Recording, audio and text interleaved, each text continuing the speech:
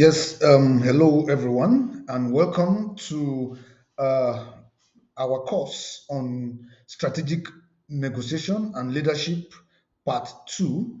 Yes, as you all may know, this is the part two of our course on negotiation and strategic negotiation and leadership.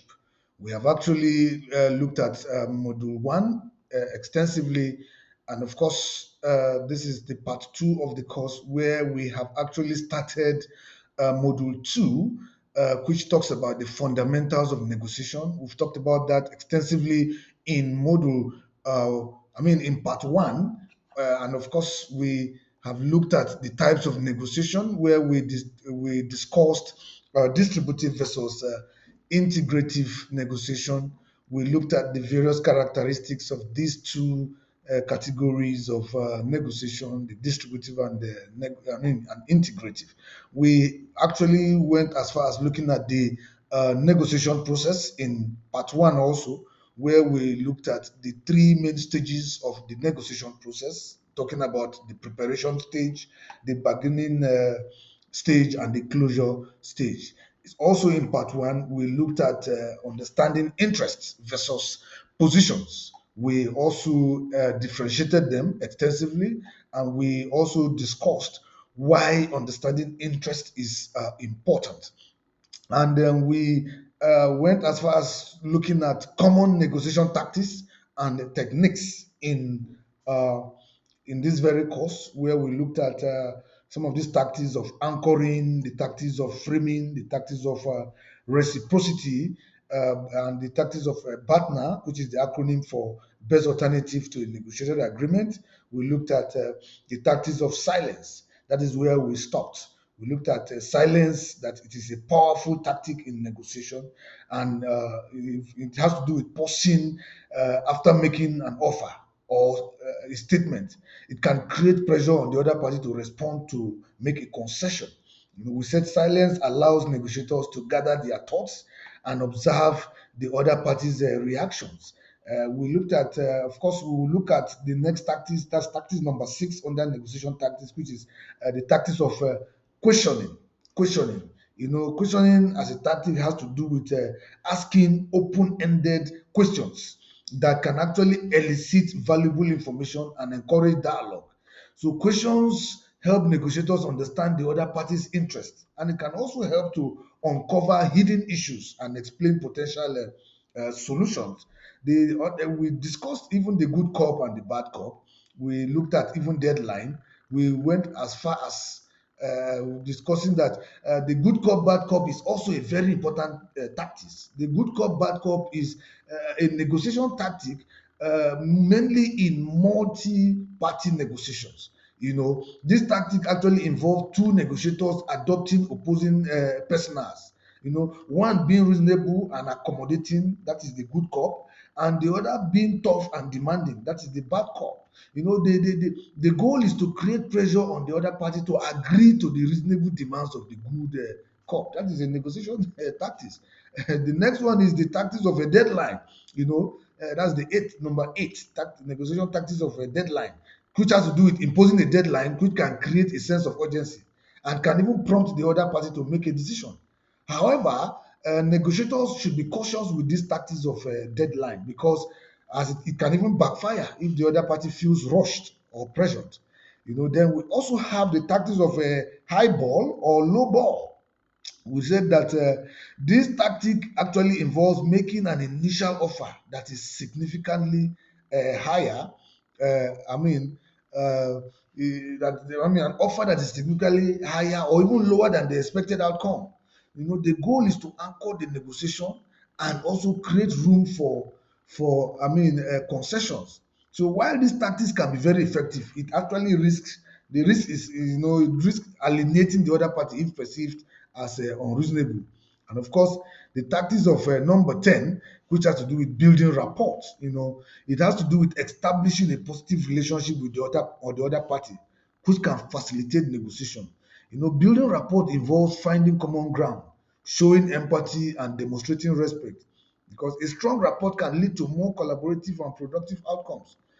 So what we must understand is that by understanding and applying these tactics and techniques, negotiators can actually navigate the bargaining stage more effectively and increase their chances of achieving favorable outcomes. Now, let us quickly look at Module 3. Module 3 is going to be looking at negotiation strategies and planning. Negotiation strategies and planning. We want to look at what it means to develop a negotiation strategy, because we know that a well-defined negotiation strategy is crucial for achieving desired outcomes. It is as simple as that. So, developing a strategy involves understanding the negotiation context, setting clear objectives, and even planning how to achieve them.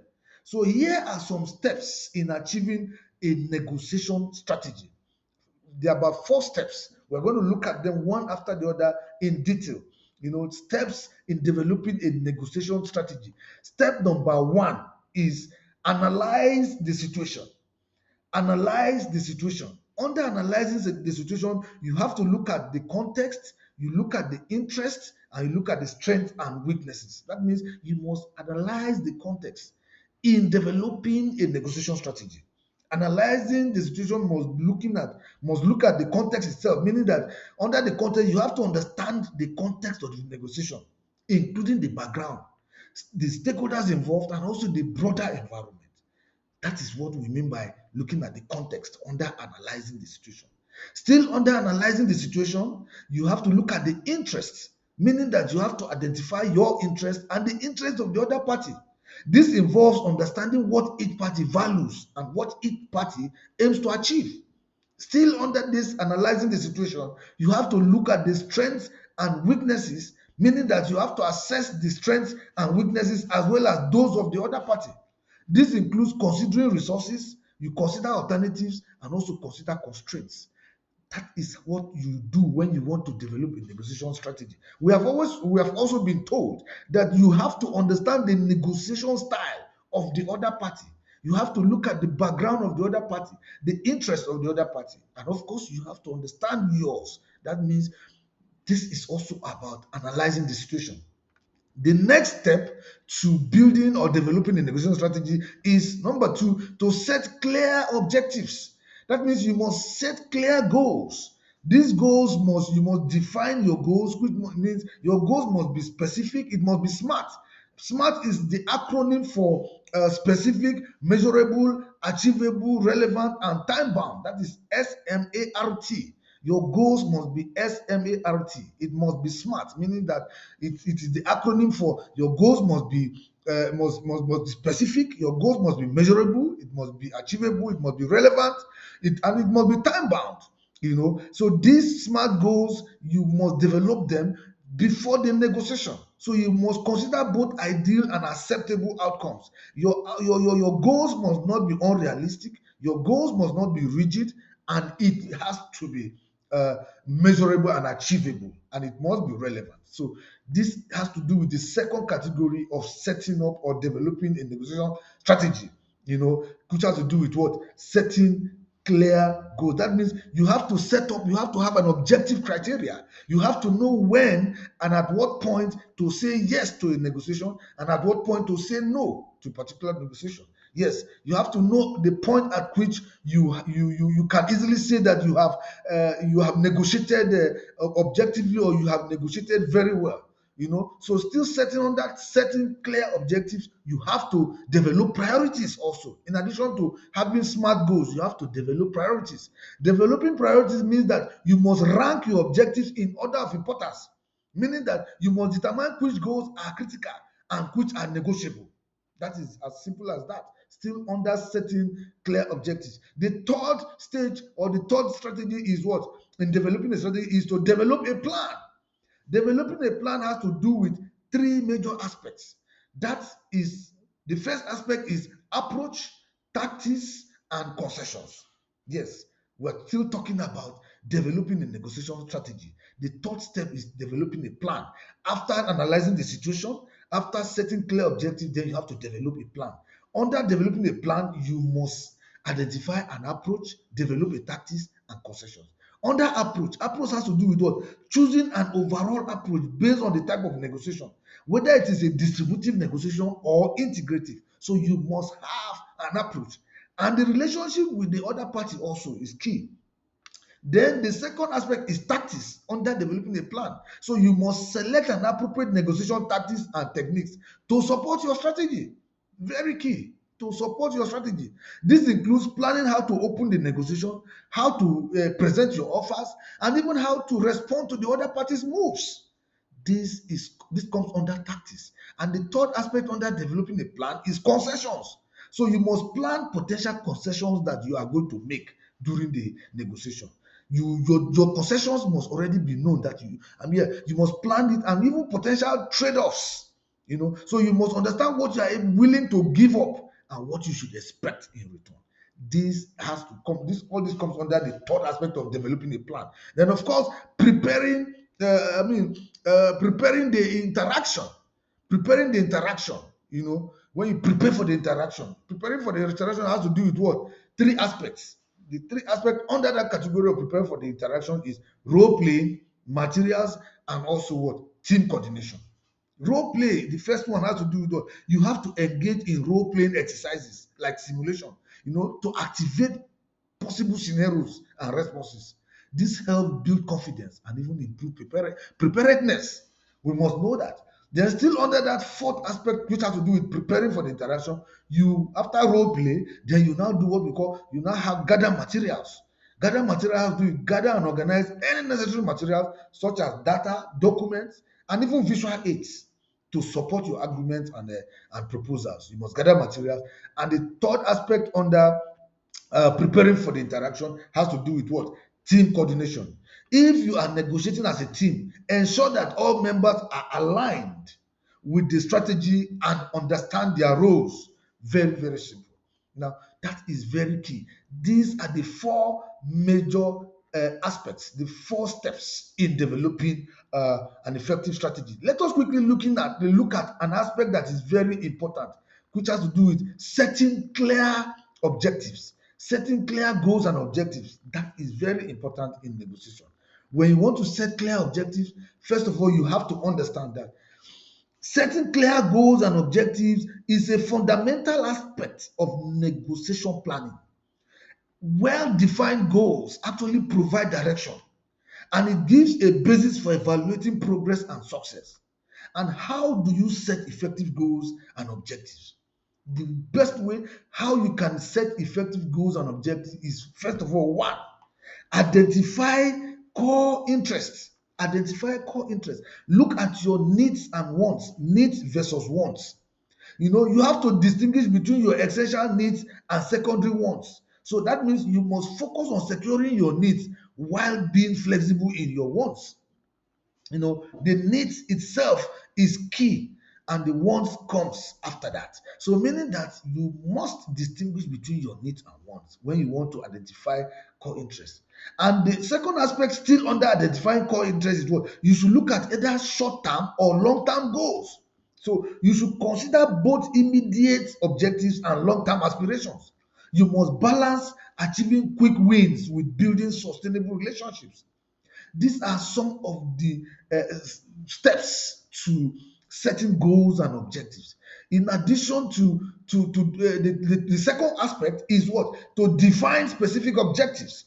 Defining specific objectives has to do with what? There's what we call quantifiable targets. Quantifiable target has to be what? Setting specific quantifiable targets. For example, rather than aiming to get a good deal, just getting a good deal, you have to set a target to secure, maybe, for example, securing a 15% discount. That is more specific. It is more specific than just having a goal to just be to get a good deal. So you have to set a specific target by saying, okay, 50% discount or 20% discount or 30% discount. That is more specific. And you must give time frame. Just like we said, SMART goals. Your goals must be time bound. Yes, so you must establish clear time frames for achieving your objectives. This will help to maintain focus and even create a sense of urgency. And of course, you have to know how to prioritize your objectives. Just like we said, all this is still under what? Setting goals and what? objectives. So prioritizing objectives have to do with maybe critical objectives versus desirable ones. You must categorize objectives as what? Critical, the ones that are critical that are non-negotiable. And also you must look at desirable ones. The desirable ones are the ones that are flexible. So you should prioritize critical objectives while being open to negotiation on desirable ones. Yes, it is very key. Then you should also determine what we call your negotiation leverage. You should determine what we call your negotiation leverage.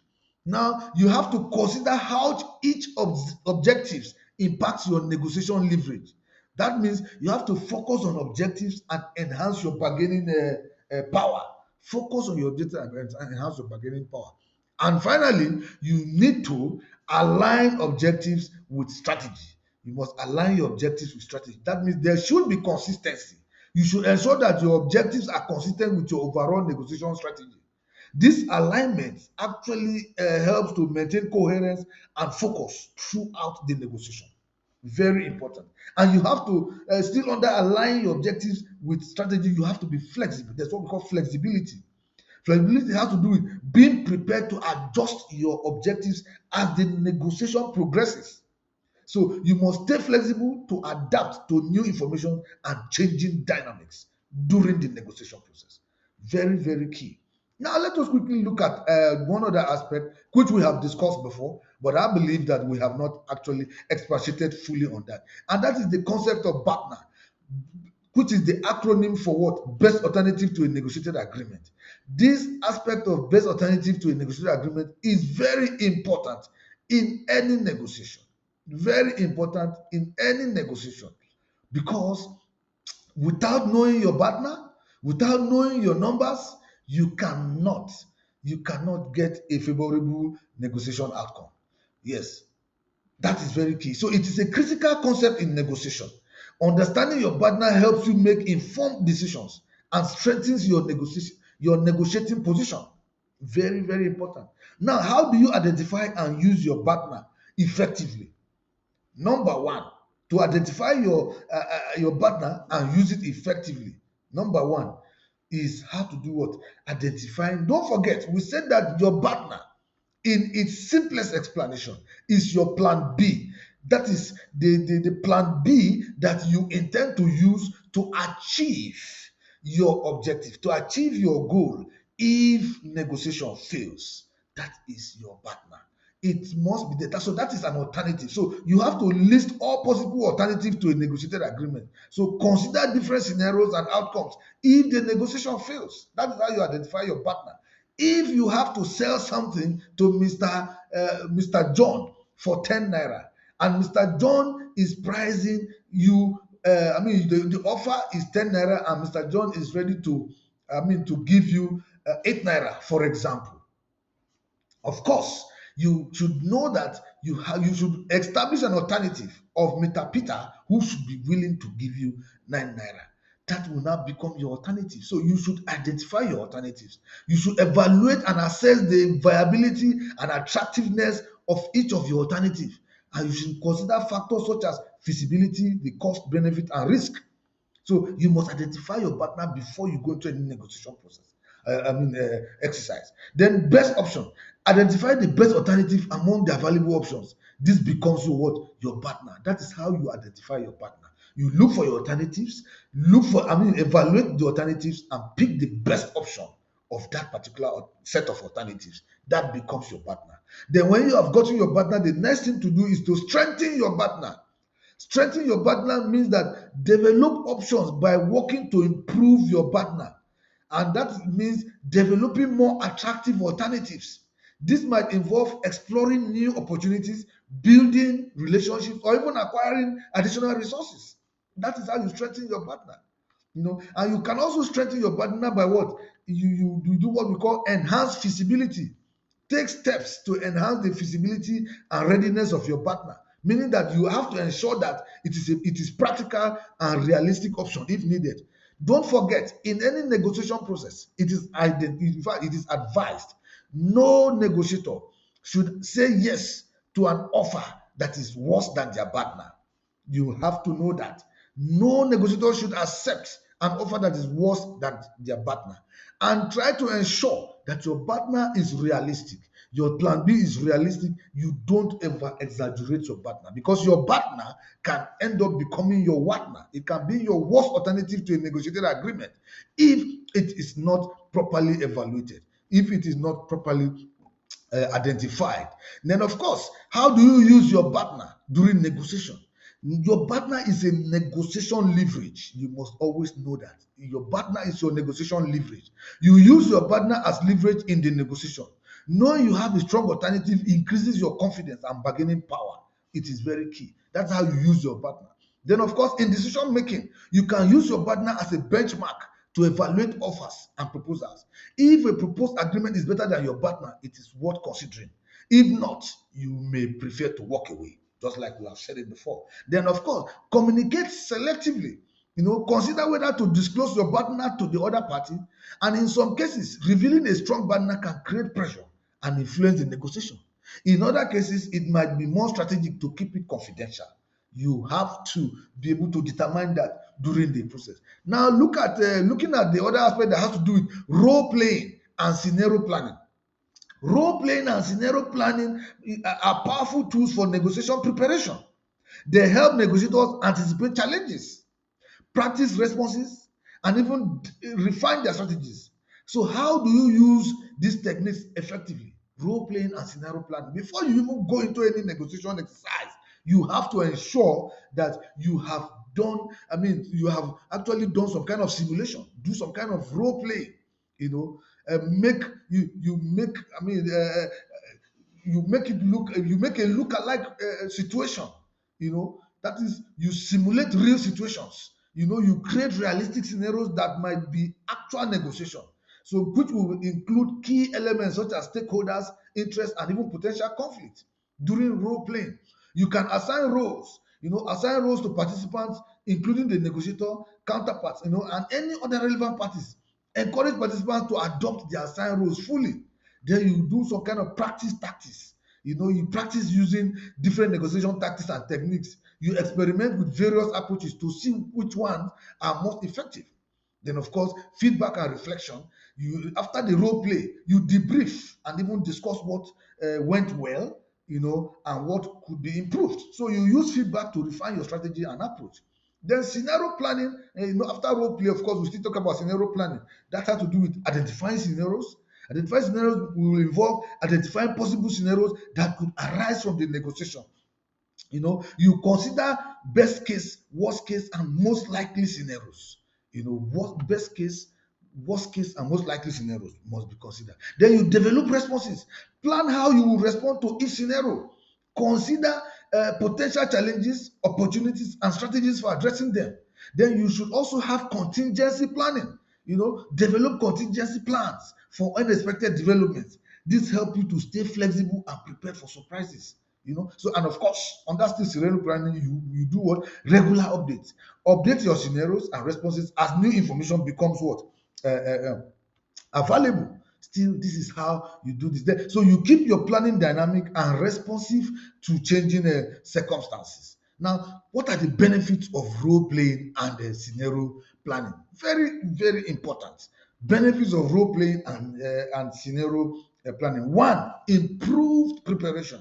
Don't forget, preparation is the foundation. That is the stage, the foundation of any successful negotiation. So, benefits of role playing and scenario planning is what? Improve preparation. Improve preparation, because role playing and scenario planning improve your overall preparation by helping you anticipate challenges and practice responses. Very important. And then the second one is enhanced confidence. When you practicing in a simulated environment, builds confidence and reduces anxiety. You will feel more prepared and capable when the real negotiation begins. Three, strategic flexibility. These techniques enhance your strategic flexibility by encouraging you to think through different outcomes and adapt your approach as needed. Yes, and the fourth benefit is team coordination. For team negotiations, role playing and scenario planning improve coordination and ensure that all team members are aligned with the strategy. Those are the benefits of role playing and scenario planning. Very key, very important. It must not be sidestepped. These are some of the keys. Now, we will quickly look at Module 4. Module 4 is going to be telling us about leadership principles in negotiation. Leadership principles in negotiation. This is where the leadership content or the leadership element of this particular training comes in. What are the key leadership styles and their impact on negotiation? We all know that leadership styles, so to speak, can significantly influence negotiation outcomes. So, understanding different leadership styles and their impact can help negotiators adapt their approach to suit various situations. So, here are some key leadership styles and their implications for negotiation. One is transformational leadership. Transformational leadership. One of the major characteristics of transformational leaders is that transformational leaders inspire and motivate others by creating a vision for the future. They foster an environment of trust and encouraging personal growth. And what is the impact of transformational leadership in negotiation? This style promotes collaborative approach to negotiation because leaders seek win-win solutions. Transformational leaders seek win-win solutions. They build strong relationships and foster trust, which can lead to more sustainable and mutually beneficial agreements. Yes, transformational leaders. The second category is transactional leaders. Transactional leaders are those leaders that focus on achieving specific goals through a system of rewards and punishments. They are often task-oriented and they emphasize structure and efficiency. Yes, that is one characteristic of transactional leaders. They focus on achieving specific goals through a system of rewards and punishments. They are often task-oriented and emphasize structure and efficiency. And what is the impact of a transactional leader on negotiation? This style is effective in negotiations that require clear objectives and measurable outcomes. However, it may lead to more competitive or distributive negotiations, where the focus is on immediate gains rather than long-term relationships. The third aspect is servant leadership. Servant leaders prioritize the needs of their own members or their own team members and stakeholders, focusing on empathy, listening and support. They aim to empower others and promote their growth. And the impact of servant leaders on negotiation is that servant leadership fosters a supportive and collaborative negotiation environment. These leaders are likely to prioritize the interests of all parties and seek solutions that benefit everyone, leading to integrative negotiation outcomes. Now, of course, we also have autocratic leadership. Autocratic leadership. Autocratic leaders make decisions unilaterally and expect compliance from others. They often rely on authority and control to achieve their goals. And their impact on negotiation is that this style can be effective in high stakes or crisis negotiations where quick decisions are necessary. But however, it may hinder collaboration and trust, potentially leading to adversarial negotiations. And the fifth leadership category or style is democratic leadership. Democratic leaders involve team members in decision-making processes. They encourage participation and valuing diverse perspectives. They aim to build consensus and even facilitate open communications. So the impact of democratic leaders on negotiation is that the democratic leadership actually promotes a collaborative and inclusive negotiation process. It can lead to more creative and integrative solutions as diverse viewpoints are considered and valued. Now, we must not forget the role of emotional intelligence in leadership. We have always discussed this. The role of emotional intelligence in leadership. Emotional intelligence, EI, is a critical skill for effective leadership and negotiation. It involves the ability to recognize, understand, and manage one's own emotions as well as the emotions of others. Here are some key components of emotional intelligence and their relevance to negotiation. One is self-awareness. Two, self-regulation. Three, motivation. 4, empathy. 5, social skills. These are the key components of emotional intelligence in leadership. Under self-awareness, it has to do with understanding emotions. Being self-aware. Self-aware leaders actually recognize their own emotional states and understand how their emotions affect their thoughts and behavior. They have a very important impact on negotiation because self-awareness helps negotiators to stay calm and composed, even help them to avoid emotional reactions, and even it makes the negotiators to even make rational decisions. And self-regulation too is key. It helps in managing emotions because self-regulation involves controlling one's emotions and impulses, maintaining self-discipline, and even staying focused. And the impact on negotiation of a self-regulated leader is that they can manage stress and they can handle conflicts constructively.